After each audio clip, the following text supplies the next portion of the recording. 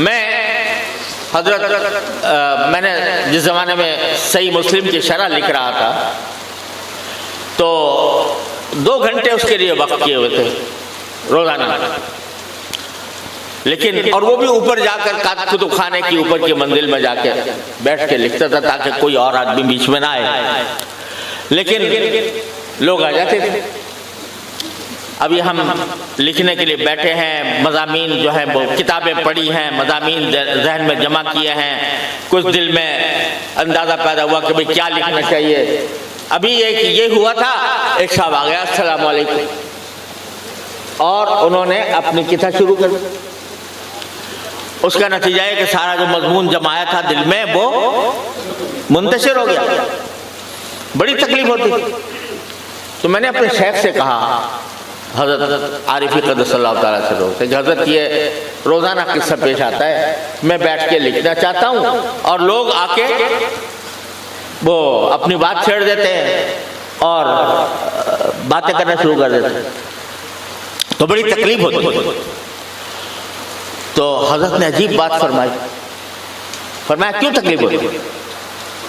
میں نے کہا حضرت یہ سارا مضمون اکٹھا کیا اور جمع کیا، اب لکھنے کے لیے بیٹھے ہیں تو بیچ میں آ کے خلل انداز ہو گیا کوئی۔ تو فرمایا کہ یہ جو تم لکھ رہے تھے یہ اللہ کے لیے لکھ رہے تھے کسی اور کے لیے؟ اللہ اکبر، اللہ اکبر۔ یہ جو تم لکھ رہے تھے یہ اللہ کے لیے لکھ رہے تھے یا کسی اور کے لیے؟ کہ جی اگر اللہ کے لیے لکھ رہے تھے تو اس وقت اللہ کی رضا اس میں تھی کہ تم لکھو۔ اب ایک مہمان آیا ہے تو اس کا تقاضا یہ ہے کہ تم اکرام کرو، اب اللہ کی رضا اس میں ہے کہ تم اس کا اکرام کرو، اس کا اکرام کرو، اس کو وقت دو، اس کا حق ہے یہ۔ اب اللہ کی رضا اس میں ہے تو اپنی طرف سے تم نے فرض کر لیا کہ بھئی یہ کتاب لکھوں گا تو اللہ جب پوری ہوگی تو اللہ تعالیٰ پوری کرا دے گا، ہمارا ایک کام ہو جائے گا۔ اپنے دل سے فرض کر رکھا ہے، ارے اللہ کے لیے کر رہے تھے، اللہ کے لیے کر رہے تھے تو اب یہ اللہ کے لیے کرو، اس کا اکرام کرو، مہمان کا اکرام کرو۔ یہ نبی کریم صلی اللہ علیہ وسلم کی سنت ہے، وہ سنت لکھ رہے تھے، اب اس سنت پہ عمل کرو۔ شرح صحیح مسلم جو ہے وہ کیا ہے؟ سنت ہی ہے نا، سنت کو لکھ رہے تھے، اب ایک مہمان آ گیا، اس مہمان کا اکرام کرو، یہ سنت کی پر عمل ہے، تو کیوں گھبراتے ہو، کیوں پریشان ہوتے ہو؟ اگر بالفرض تکمیل نہ ہوئی اور تم نے تکمیل اس لیے نہ ہوئی کہ تم نے نبی کریم صلی اللہ علیہ وسلم کی ایک سنت پر عمل کیا تو کوئی گھاٹا نہیں تمہارا۔ تم سے یہ سوال نہیں ہوگا محشر میں کہ کتاب تم نے تکمیل کیوں نہیں کی، کتاب کی تکمیل کیوں نہیں کی تھی، لیکن اگر تم نے کسی سنت پر عمل کر لیا تو انشاءاللہ اس کا وزن ہوگا، اللہ تبارک و تعالیٰ اس کی بنا پر تمہیں نجات دے دے گا۔ تو یہ بات ہے جو ہمارے دل و دماغ میں پیوست کرنے کے لیے امام بخاری پر ان اعمال بنی آدم وقولہم یوزن، وزن ہوگا اس کا۔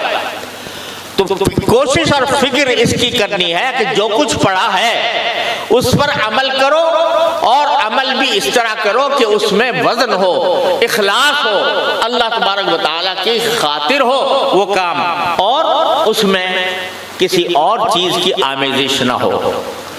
یہ کتنا بڑا سبق ہے۔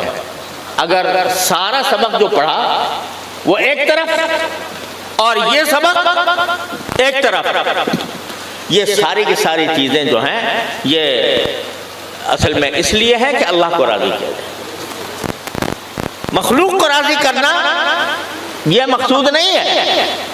آج کی دنیا کا ایک بہت بڑا فتنہ ہم جیسے طالب علموں کے لیے وہ ارضائے مخلوق ہے، مخلوق راضی ہو جائے۔ میں یہ کروں گا تو لوگوں میں شہرت ہو جائے گی، میں یہ کروں گا تو لوگ جو ہیں وہ کریں گے، تعریف کریں گے، اور اگر میں نے یہ کیا تو لوگ ناراض ہو جائیں گے، لوگ کہیں گے کیسا عالم ہے۔ میں کئی مرتبہ سنایا کرتا ہوں امام احمد بن حنبل کا واقعہ کہ حضرت امام احمد کے زمانے میں بشر حافی مشہور صوفی بزرگ تھے، ان کا انتقال ہوا تو سارے لوگ جو ہیں ان کے جنازے میں جا رہے تھے، امام احمد نہیں گئے۔ ان سے پوچھا کہ حضرت اتنے بڑے بزرگ کا انتقال ہوا، آپ وہاں اس کیوں نہیں جا رہے؟ تو پہلے تو کچھ کہا ہوگا عذر کہ بھائی میں دل نہیں چاہ رہا۔ پھر کسی نے ساتھی نے سوال کیا جی برا لگتا ہے کہ اتنی ساری مخلوق جا رہی ہے اور آپ نہیں جا رہے ان کے انتقال کے موقع پر؟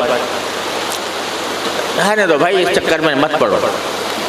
تو امام احمد نے پھر آخر میں کہا کہ ہاں بھائی میں نہیں جا رہا۔ کیوں نہیں جا رہا؟ لم تحضرنی نیہ،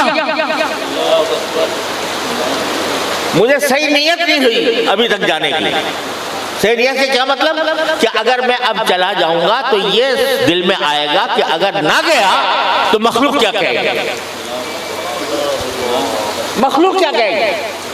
تو مخلوق کا کہنے کا دل میں خیال آ گیا ہے، تو اگر میں مخلوق کی وجہ سے جاؤں گا اس عمل میں کوئی وزن نہیں ہوگا، جب تک کہ دل میں یہ خیال نہ ہو کہ اللہ تعالیٰ راضی ہو۔